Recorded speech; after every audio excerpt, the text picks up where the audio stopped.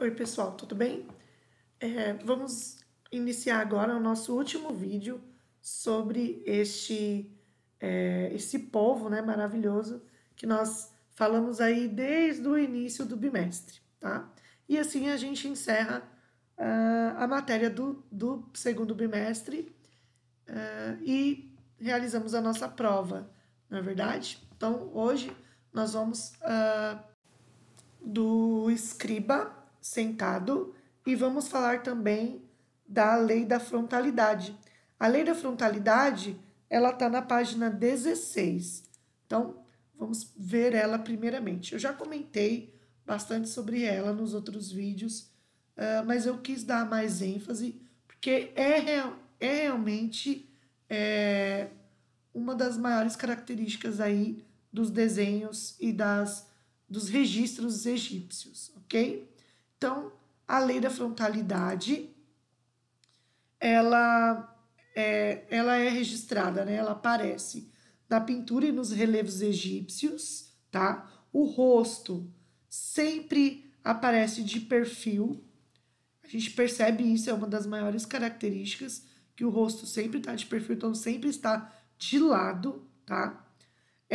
Além do rosto, também tem os braços, as pernas e o tronco, que é diferente, o formato que eles registram. Então vamos ver aqui nessa imagem, ó. O corpo humano, especialmente o de figuras importantes, é representado utilizando dois pontos de vista simultâneos. Então a gente vê ao mesmo tempo, tá? Os que oferecem maior informação e favorecem a dignidade do personagem.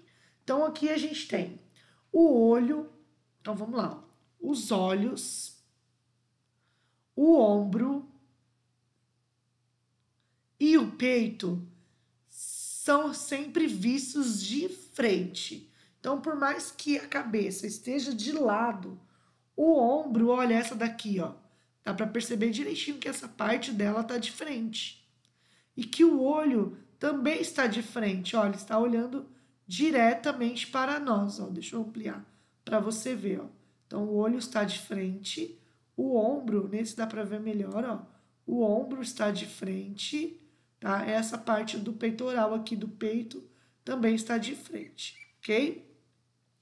A cabeça, então, a cabeça, as pernas e os pés são vistos de lado. Então, eu vou mostrar essa imagem maior, ó. Então, vamos aqui, ó. O olho, o ombro e a parte do tronco, dos seios aqui ou do peito, ele é visto de frente, olha.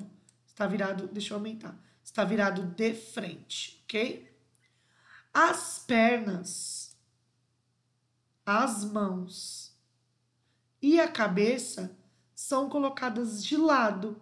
Então é por isso que a gente tem a sensação de que eles estão sempre olhando de lado, porque o olho em si está de frente, mas o formato da cabeça dele está de lado, tá? Então a gente consegue perceber isso em todos os registros egípcios, olha. Novamente, pernas de lado, tronco reto de frente, cabeça de lado. Então, aqui a perna está de lado, ó, o pé de lado. Ó, tá? As pernas estão para lá, os braços também e o tronco está de frente. A mesma coisa aqui nos deuses, olha. Tem quem está sentado, olha. Tronco de frente, pernas de lado, cabeça de lado. Você consegue sentar assim? Vamos fazer o teste? Será que você consegue representar esse movimento que essa postura que os egípcios eram representados? Será que você consegue sentar ou em pé, pernas de lado, tronco de frente, cabeça de lado? É bem complicado, mas era exatamente assim que eles eram representados, tá? Aqui nessa imagem, a gente consegue ver a hierarquia que acontece nas imagens egípcias. Nós já falamos disso também. Então, o que é mais importante está maior em relação aos outros, ok? Então, sempre vai ser colocado a figura maior, mais alta do que as outras pessoas. Então, Aqui provavelmente são esposa, filhos, tá? E o escravo, então, ou filho, né, também, e ele está representado maior do que os outros, ok? Então, essa aí é uma das leis dos egípcios, a lei da frontalidade, ok? Nós encontramos ela na página 16. E o nosso famoso escriba sentado, que também tem aí na apostila de vocês. Eu até coloquei aí um recorte da própria apostila, tá na página 24 e 25. O escriba é um personagem muito importante dentro da cultura egípcia. É ele que faz os registros, é ele que estuda para fazer o hieróglifo, é ele que estuda para fazer os desenhos, inicialmente em pedra para treinar, e depois, quando ele tiver mais confiança e estiver mais pronto para realizar os desenhos, aí ele recebe o papiro, que seria essa folha que está nas mãos dele, ó, essa folha que está nas mãos dele, para fazer os registros ou os cálculos matemáticos. Então, o escriba, ele tinha aí uma função muito importante dentro da cultura egípcia. Vamos ver ele aqui, ó. Então, pela qualidade de seus trabalhos em escultura, acredita-se que os egípcios influenciaram os artistas gregos, que mais tarde aperfeiçoariam essa arte. Uma das esculturas egípcias mais conhecidas no mundo é o Escriba Sentado. Pertence ao acervo do Museu do Louvre, lá em Paris, e é uma obra de... Não tem um tamanho muito grande, né? Ela tem 53 centímetros, quase 54, mas sim pela sua perfeição. Por quê? Porque o escriba sentado ele foi encontrado lá perto da pirâmide de Saqqara, que nós já conversamos há mais de 2000 anos, e ele nunca foi restaurado. Então ele tem as suas cores e formas originais. Então o vermelho, que era caracterizado como a cor do homem, né, o vermelho ocre, que é esse tom avermelhado, a saia, né, que é a roupa de linho, e as suas características. Então, os olhos dele é muito interessante, porque os olhos dele são pedras, né? Que refletem, parece exatamente a pupila humana. Vamos ver um videozinho que fala sobre ele. Então aí, ó, nós temos mostrando de onde o escriba saiu. Então, o escriba saiu da pirâmide de Saqqara, aquela pirâmide de escada. Ele foi encontrado e levado, né, para Paris. O olho dele, olha, que reflete, né, tem o brilho do olhar como um olho humano também, é algo que chama muito a atenção das pessoas. A preservação da peça é muito interessante porque realmente ela foi uma peça preservada com tanto tempo, né, que ela tem de existência.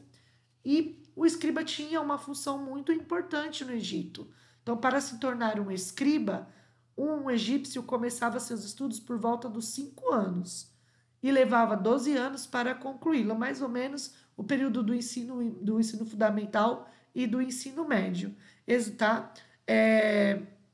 Depois de formado, o escriba podia exercer várias funções que utilizassem a escrita, como copiar textos sagrados, como esse que vocês estão vendo na imagem, registrar impostos e escrever cartas, tá? Porém, eles eram iniciados na pedra para poder aprender o desenho, aprender exatamente como era feito, e depois é que ele usava o papiro. Então aí tem a mão dele posicionada e fechada como se ele estivesse segurando um pincel, tá? O pincel foi perdido com o tempo. O papiro está nas suas mãos e junto dele também foi encontrado o suporte para colocar a tinta, que eu vou mostrar para vocês já já, que também é algo Aqui, ó, nós conseguimos ver a paleta de tinta que o escriba utilizava. Então, é um estojo, tá? Onde ele colocava aqui os pincéis, tá? Os filetes de junco, que eram os pincéis que ele utilizava. Então, seria esse junco, esses pincéis que estavam aqui posicionados em sua mão, tá? E também tinha a paleta de tinta de um escriba, ela tem dois buraquinhos, um para tinta preta e um para tinta vermelha, tá? E aqui ele fala, ó, esculpida há cerca de 4.500 anos, ela retrata um trabalhador especializado em escrever. Tem 53,7 centímetros de altura e foi produzida com um bloco de calcário. Repare que o escriba apoia em suas pernas um rolo de papiro, foi o que eu mostrei para vocês. Em sua mão direita, acredita que havia um pincel, perdido com o tempo, de autoria desconhecida, quer dizer, ninguém sabe quem foi que fez. A escultura se tornou famosa pela riqueza de detalhes referentes à figura humana. Então, os seus olhos, por exemplo, brilham como se estivessem vivos, pois foram confeccionados com cristal de rocha, que é aquela imagem dos olhos que nós vimos no vídeo com um brilho, né? Um brilho perfeito. E aqui tem uma imagem de como era realizado o papiro, o papel egípcio. E é graças a essa invenção egípcia, nessa produção egípcia, que hoje nós temos o papel, e é o papel que conduz aí uma boa parte de toda a nossa história, que nós registramos a nossa história, o que nós assinamos grandes tratados, né? Então a maioria desses segmentos são realizados aí no papel. E é graças aos egípcios. Então, os egípcios desenvolveram material que facilitou a comunicação no mundo antigo, um tipo de papel fabricado com as fibras de uma planta chamada papiro, que crescia ao longo do rio Nilo. Aliás, a palavra papel vem do papiro, por ser leve e facilmente transportado em rolinhos. Esse material foi usado por vários povos ao longo do século. Então, aqui a gente tem o processo de fabricação do papiro.